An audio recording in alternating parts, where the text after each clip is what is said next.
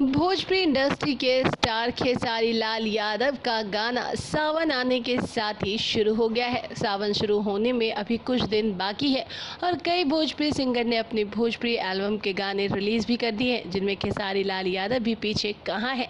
जी हाँ दोस्तों, दिग्गज स्टार और सिंगर खेसारी लाल यादव का नया बोलबम गीत सबके उपाय ओम नमः शिवाय रिलीज हो चुका है, जिसे काफ़ी अच्छा रिस्पॉन्स मिल रहा है। वेल दोस्तों, ये कहना गलत नहीं होगा कि खेसारी लाल यादव के गाने का इंतज़ार उनके फैंस टकटकी लगाए करते रहते हैं, लेकिन उनका गाना इस बार कुछ ज़्यादा ही धमाल कर रहा है।